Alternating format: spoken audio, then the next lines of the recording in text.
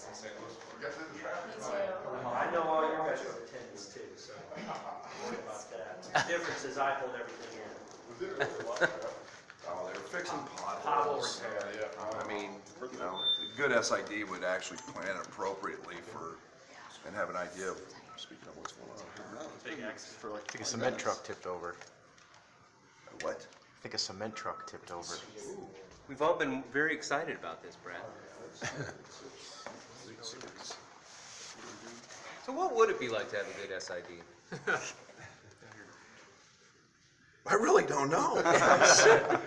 We'd have to, What about a good media base? yeah, we do have that. Most important question, what are you going to do with all that money? Really? That's where you want to go? No, it's been a good week. You know, I'll touch on that. Can't explain how excited my wife Susan and I are, our family, and I think we knew what this could be when we came here, and we're not there yet, but we're growing, and to have an unbelievable relationship with your athletic director, to have the fans, the support, the passion in this community. I've said it many times, we're college town people. We enjoy the relationships that you build in a college town and a college community, and that's been very important to us and made us feel so comfortable, and we're excited. We can keep building. We'll get to see a new facility here that we're standing in, renovated, and be able to recruit to that, and that's exciting as well.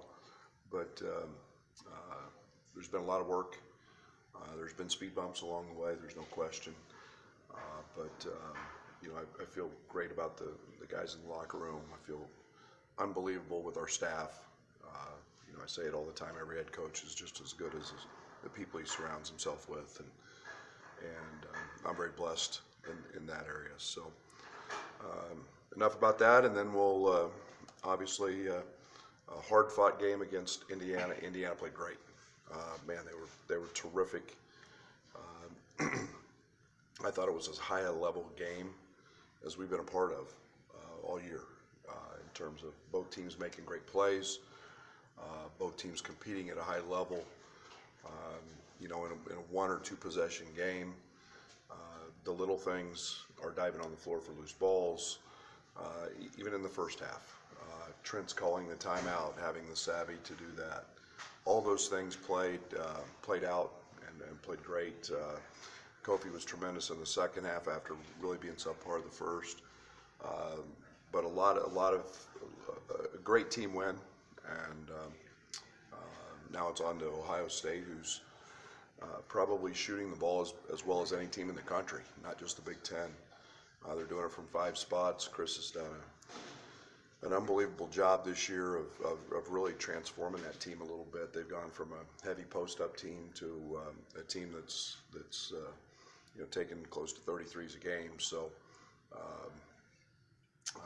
C.J. Walker at the points, giving him a nice addition, and then a lot of the other pieces we're familiar with, and Washington has really stepped up and been great for them as well. So it'll be another night in the Big Ten, and you know, we're excited to be in the position we're in, and have to go up there and play well to have a chance. Right, you just spoke about, you know them well, but you haven't played them this year. Does it feel like an unfamiliarity or a familiarity going into this game at this point in the season? Well, I think I said it before, Indiana, I mean, it's a little different, not knowing them. I mean, we know their personnel. You know, we watch them on film as, you know, play the opponents we were playing, so you may not be as dialed in, but you're still got a pretty good idea of what's going on. And so, you know, it's just the way the schedule worked, and you know, we'll deal with it the best way we can. How's it feel to take care of business the next 2 games? You guys are at least co-Big Ten champions. That's why we came here. You know, I don't think you can. It's the best conference in the country. It's played out. Every team's had its laps. Every team's played great. for the most part, every player has had a lapse. That's an elite player. That's what this league does to you. And to survive all of that and be in the last week and be relevant, be in the conversation for a league title, that's what we came here to do. And doesn't make it any easier, but it's what we're it's right in front of us, and we're aware of that. What do you see from your team, Brad, has allowed them to be locked in right from the tip when you're away from home? It doesn't seem like you guys get dump trucked early on in a game. Well, let's hope that continues. I think that, there's something about being on the road, being locked up in a hotel, being together. I wish I could pinpoint that. Maybe I don't know. It's been a great focus, though. It's kind of been us against the world mentality in these venues, and this team's been able to thrive on that. So maybe it's just that simple. I don't know. It would seem like, though, that would be conducive to what you got coming up here for your postseason run. Absolutely. I mean, you've got to, it's not that there's any easy games in this league, because there's not. Every night you have to show up and you have to be mentally prepared, and there's nothing that prepares you better for postseason or an end of the season run than the Big Ten. And you have to do it every night. You have to bring it every night. And I know we're going to get Ohio State's best shot, just like we got Indiana's, and being mentally and physically prepared is a big part of it. How does the culture and chemistry on the team right now reflect with some of the tournament teams that you've coached before? It's right there with them. I think there's a couple of key points in that. I think one is this group has continued to work. They've really bought into that piece of it. I mean, whether it's the weight room, whether it's film, whether it's individual workouts on top of practice, continuing to buy into getting better both individually and as a team. And then the other part of that is having fun. When you get to March, it's about cutting it loose. It's not holding anything back. You don't have 26 more games. You get to a point where if you lose, you go home. And this is what you talk about, and this is what you work for, and this team's really bought into that, just as some of the other 4 teams have. Do you think that it would be the same if you guys had a losing record and were in the same position? I don't know. Glad we're not. we had it last year. I mean, we continued to work and grow last year. And I think it speaks volumes to the character in our locker room. And guys came here to get better, and guys came here to want to have an opportunity to play for something big. And part of that process is growing and maturing, and we've done that. Kofi's faced a bunch of really good big guys. What do you see in Weston, and what's key for him to have a good night against them? Well, yeah, he's a dual threat. I mean that from the standpoint he's evolved into one of the league's best 3-point shooters. I think he's shooting 53% from the 3 in their wins. He's got tremendous range, probably as good a range as anybody in our league at any position. And then he's a guy who's gets it on the glass, goes right shoulder, left shoulder in the post. He's an elite player. He's smart. He's not maybe the best athlete in our league, but boy, he sure knows how to use his 270 pounds. He knows how to use his length. He's got great length. So it's a challenge, and he plays out on the floor a great deal, and that's a change Chris has made with them, and boy, he's been very effective. I think he had 4 threes in their last game. After the January they had, what's impressed you most about what they've been able to do, and they're playing February here? Yeah, it's a winning program, and Chris is a heck of a coach, and that team has a lot of veterans, and they're like every other team. They've gone through that spell, and they went through theirs early, and it's bound to happen in this league. And when you get literally 10, 12 teams that are 14 teams that are really good, you're going to have certain nights, and it's easy to get on a little bit of a skid, and they did, as we did, and Michigan State and everybody else. So Chris has got a heck of a program. They've got veterans. They've got a winning culture. It was a matter of time before they bounce back. You mentioned the guys continuing to work. How important was maybe that 4-game losing streak to kind of remind you guys that as high as you had gotten, you still had a lot of work left to do?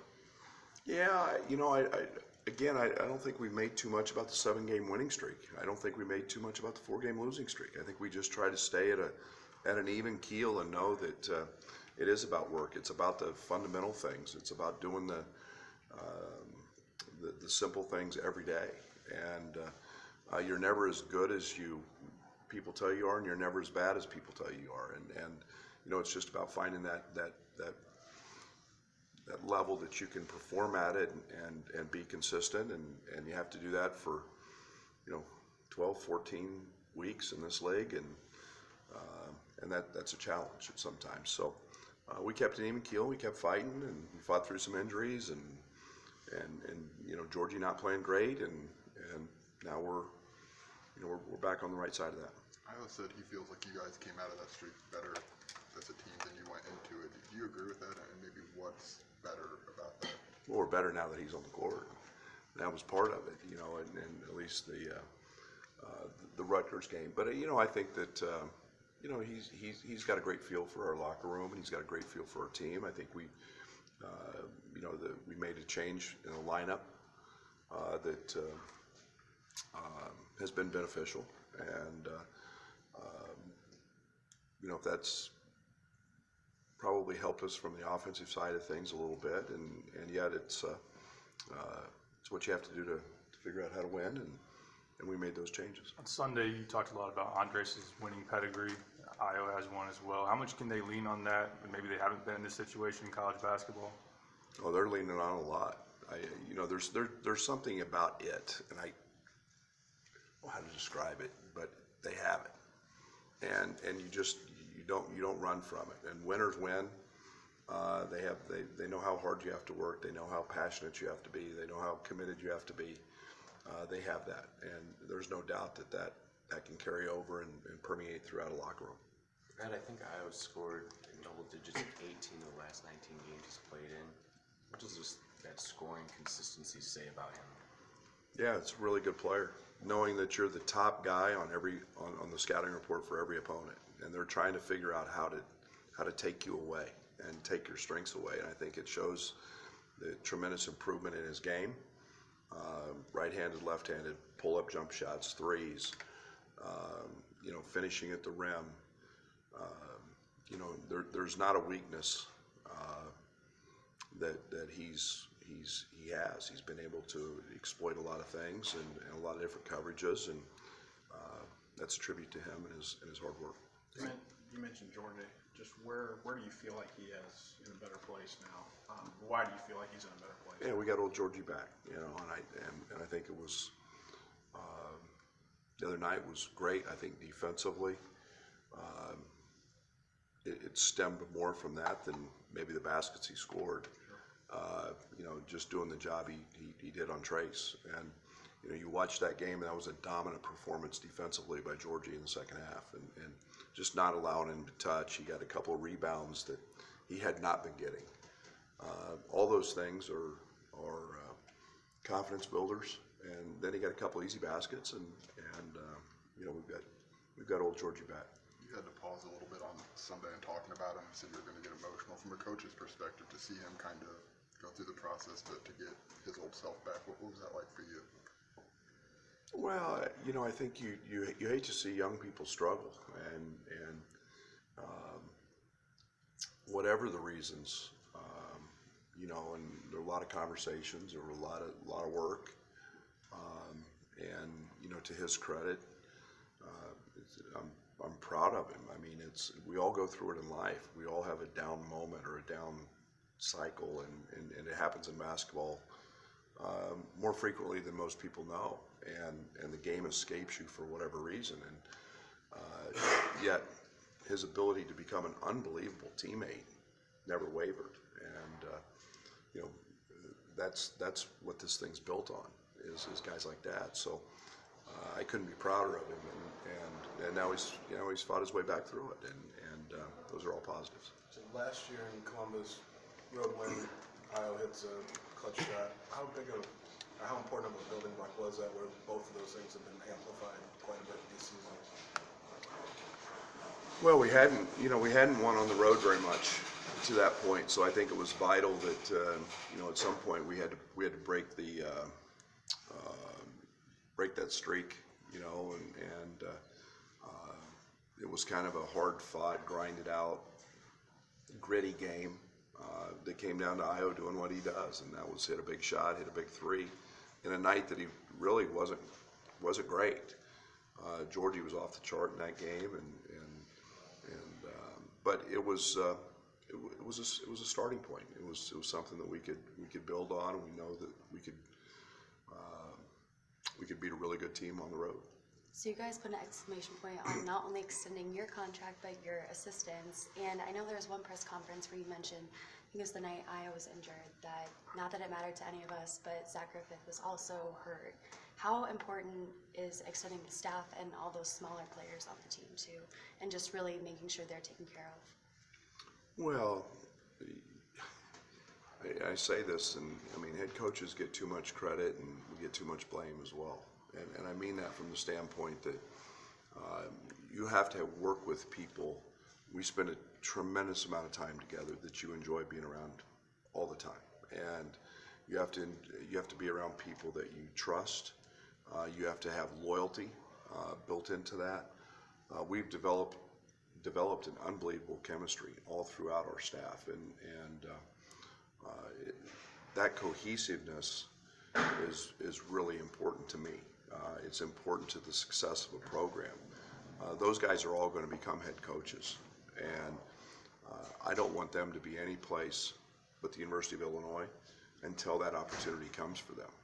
And Josh was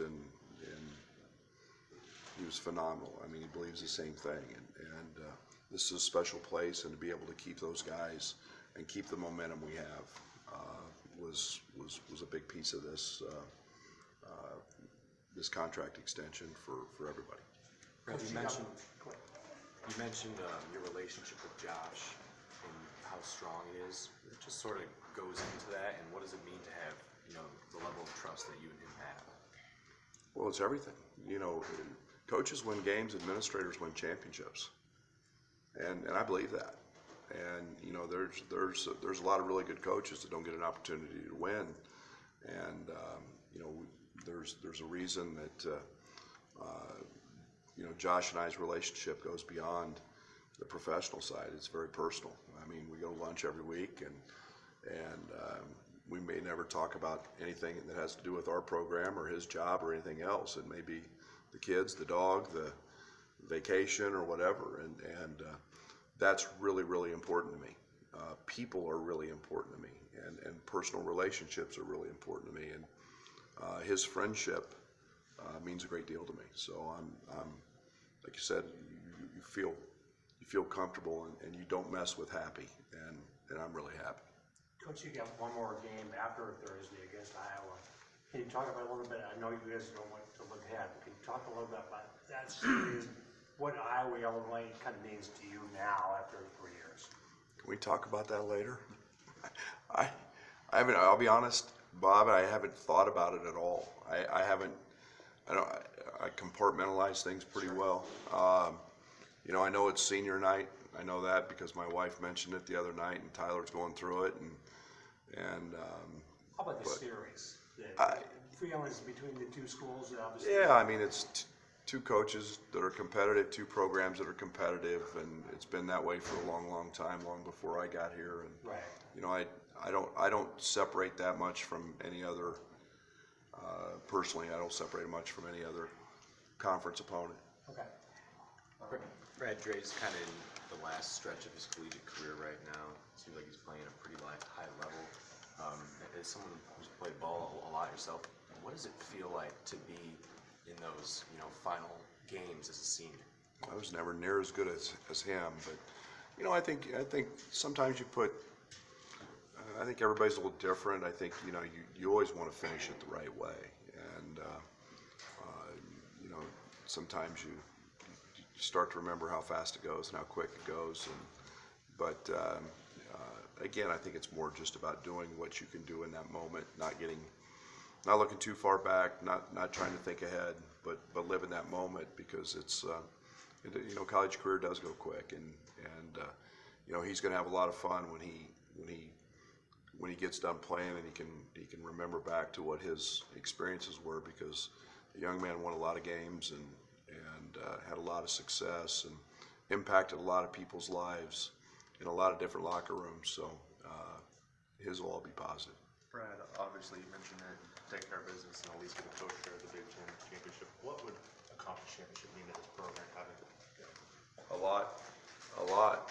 You know, I don't know the last time we won one for sure. I'd have to ask Derek. 5? Yeah, it's been a while. But again, I think you add that to the steps of what we're trying to do and trying to grow and get this thing back. You know, we came here to try to have those opportunities to win. And in this league, nobody lets you pass them. You know, and you have to work and you have to grind, and there's tremendous ups and downs in that process. And when those opportunities come along, you want to try to capitalize on them. But yeah, I think it's there's some personal satisfaction we'll probably reflect on in that after the season. And you know, I'm just right now in this very moment, I'm excited about the opportunity to be relevant the last week of the season and have an opportunity. And that's like I said, in this league, it's not a lot of people around the country have an opportunity to play for a conference championship in the last week, and we're very blessed we're doing that.